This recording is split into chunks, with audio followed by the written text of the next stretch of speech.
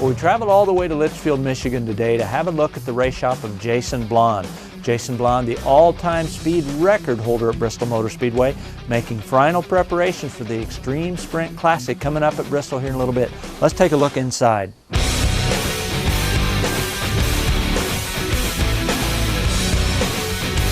We're here in Litchfield, Michigan in the shop of Jason Blond. Jason, not too long ago, seems like just the other day this spring, you take the car to Bristol for the speed trials. When you rode down there, what really did you expect? Did you expect your car was going to be faster than the other cars testing? Not really. I mean, you had the super modifieds, and those guys are always fast, you know, so, you know, we thought we might have a chance, you know, but definitely thought we could beat the non-wing car, you know, because there's a pretty big difference, but he actually surprised me because he was pretty quick. Mm-hmm. Now, when you rolled the car out and got your first laps there at Bristol, what were your first impressions? Just awesome place. I mean, the speed was unbelievable. I mean, it's kind of weird because it's so fast, but it's just like driving down the highway because it was so smooth, so it's pretty cool. Now, you had some trouble. Tell us about it. Well, basically, you know, we wanted to go out the first time and just put up a good number, and I went 2 laps about half throttle, and my 3rd lap I just let her hang out, just left it on the floor, and she kind of wiggled coming off turn 4 and got up in the wall. And when I hit the wall, I bent this in about 4 inches, so the whole rear end was shifted over 4 inches.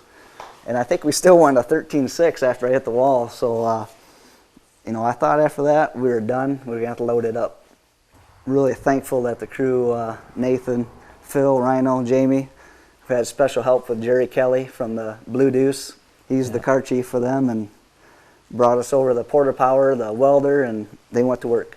When they were thrashing around on the car, and it was like, hey, we might be able to get some more laps, what was going through your mind then? Well, you know, I was thinking, you know, it might still be out of square. I didn't know if the car was going to perform like it should. You know, I knew they could get it close, and then in the back of your mind, you're thinking, you know, what if that don't hold up? And if I hurt something else that could be cracked and we don't see it, because that kind of G-force, if it's cracked, it's going to break. Yeah. So when they said, hey, we think we can get it, get back in the car. Mm-hmm. Yep, get back in the car, and I went out there and went a couple laps, and everything seemed to hold up pretty good, and pretty comfortable with it, because it didn't feel much different, you know. And they basically said I needed to pick up another mile an hour. So I was like, I just thought I let it all hang out. Now they want another mile an hour more, you know, so that was pretty tough. So when you laid down the fast lap, did you have a radio? How did you know when you did it? Nope, I didn't have a radio. I didn't know that it happened. I just went out there and just left it on the floor, because the time before I lifted just a little bit getting in the corners, and this time I made sure I just kept my foot down all the way around the track. And I didn't know what happened until I came in, and everybody's just jumping and screaming and yelling. And then that's when everybody likes Jason Blond all of a sudden. Forget about hitting the fence. You did it, right? Yeah. Talk about an emotional roller coaster, because definitely some highs and lows.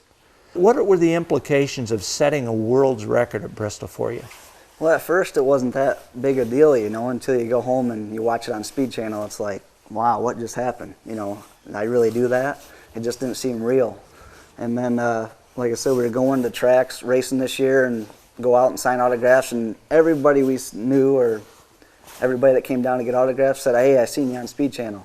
I mean, that hit me right there. It was like, wow, I didn't know how big it was.